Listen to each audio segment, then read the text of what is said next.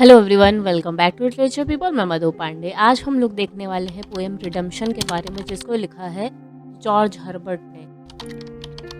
ये Welsh poet, orator and priest of the Church of England भी थे। ये मेटाफिजिकल पोएट थे। ओके, तो पोएम शुरू करते हैं। रिडम्पशन रिडम्पशन मतलब क्या होता है? द एक्शन ऑफ सेविंग और being saved from sin, error और ईवल। मतलब किसी सिन से, एरर से, ईवल से बचाना या बचना। रिडम्पशन ये 14 लाइन पोएम है। ये पोएम शुरू होती है तब जब स्पीकर कहते हैं कि ये टेनेंट मतलब किराएदार हैं किसी ग्रेट लॉर्ड के। अब जो किराए का स्कीम चल रहा था उससे वो खुश नहीं है। ये जो चीज़ है, ये जो अंदर छुपी हुई चीज़ है, वो है ट्रांजिशन ओल्ड टेस्टामेंट से न्यू टेस्टामेंट की तरफ। ओल्ड टेस्टामेंट और न्यू टेस्टामेंट ये क्रिश्चियंस की चीज़ें हैं, बाइबल रिलेटेड। ओल्ड टेस्टामेंट में काफ़ी ज़्यादा चीज़ें होती थी, मतलब पढ़ने और फॉलो करने के लिए। न्यू टेस्टामेंट में वही चीज़ें छाट दी गई। इन सब का स्लाइड मैं लगा दे रही हूँ। जो न्यू टेस्टामेंट है वो फोकस करता है life and teaching of Jesus and Christian church. मतलब वो जीसस की लाइफ और क्रिश्चियन चर्च पे ज़्यादा ध्यान देते हैं। और जो ओल्ड टेस्टामेंट है वो हिस्ट्री बताता है, क्रिएशन ऑफ द वर्ल्ड की, दुनिया कैसे बनी, और एक्सोड्स ऑफ इजराइट्स और 10 कमांडमेंट्स के बारे में। Having been tenant long to a rich lord not thriving, I resolved to be bold and make a suit unto him to afford a new small rented lease and cancel the old। अब जो speaker हैं वो किसी rich Lord के किराएदार हैं, मतलब अपने किसी मकान मालिक का किराएदार हैं। और वो जो अभी किराए की स्कीम चल रही है वो उससे खुश नहीं है, उनको वो बदलवाना है। जो रिच लॉर्ड है वो भगवान है। इससे हर्बर्ट हैं जो स्पीकर हैं वो अपील कर रहे हैं कि अब इनको एक तरीके से मुक्ति चाहिए।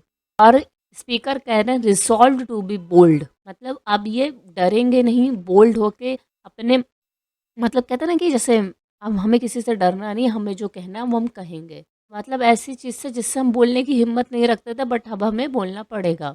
और ये बोलेंगे कि अब मुझे ये पुरानी स्कीम चल रही थी, अब मुझे वो स्कीम नहीं चाहिए, अब मुझे बड़ा जगह की ज़रूरत नहीं, मुझे वो स्कीम नहीं चाहिए। मुझे एक न्यू स्मॉल रेंटेड लीज़ चाहिए, मुझे छोटा चाहिए बहुत। मतलब एक तरीके से वो पुरानी चीज़ को वो अफ़ोर्ड नहीं कर पा रहे हैं। पुराने को कैंसिल करके कोई ऐसी नई लीज़ लें जिसको स्पीकर अफ़ोर्ड कर सकें। वही है, अगर ये जो हम लोग रिलीजियस कॉन्टेक्स्ट में ये चीज़ देखें तो वही है जो स्पीकर का डिज़ायर है, ओल्ड टेस्टामेंट के बजाय न्यू टेस्टामेंट को फॉलो करें। ये क्या है अभी मैं बता चुकी हूँ। In heaven at this manor I him sought, they told me there that he was lately gone about some land which he had dearly bought long since on earth to take possession. अभी दूसरे stanza की शुरुआत में जो speaker हैं वो भगवान को ढूंढने निकल गए। ऑब्वियस सी बात है, भगवान है तो उन्हें वो हेवन में ढूंढेंगे। जो स्पीकर हैं वो भगवान को ढूंढने निकल गए हैं हेवन में, बट भगवान वहाँ है नहीं। उनको पता चला कि भगवान अभी वहाँ है नहीं, वो कहीं पे गए हैं। मतलब ये जो चीज़ है, वो जो गॉड हैं वो अर्थ को ट्रैवल करते हैं, अर्थ पे ट्रैवल करते हैं, तो उसकी बात हो रही है। अब ये जो लैंड है उन्होंने डियरली बॉट है, मतलब डियरली बॉट मतलब कुछ एक तरीके से कुछ खो के पाया है। ये जो चीज़ है वो सैक्रिफाइस हो रही है with the sacrifice of his son Jesus Christ. Jesus Christ को सैक्रिफाइस करके इन्हें अर्थ मिली है। कहते हैं ना कि जीसस क्राइस्ट ने ह्यूमंस के पाप की वजह से उनको क्रूसीफाई किया गया था। वहाँ पे वो धरती पे गॉड गए हैं to take possession. I straight return and knowing his great birth sought him accordingly in great resorts, in cities, theatres, gardens, parks, and courts। Mirth means होता है amusement, especially as expressed in laughter। Ragged मतलब old and torn, जैसे कपड़े को कह सकते हैं फटे पुराने। अब स्पीकर धरती पे आ गए हैं भगवान को ढूंढने के लिए। अब ये स्पीकर ये सोचते हैं कि जो भगवान है वो ग्रेट बर्थ है, मतलब वो कहीं ऐसी जगह होंगे, किसी बड़ी जगह होंगे, किसी रॉयल जगह पे होंगे, क्योंकि वो भगवान है। वो किसी ऐसी जगह पे ही मिलेंगे ना, किंगली जगह पे, मतलब थोड़ा रॉयल हो।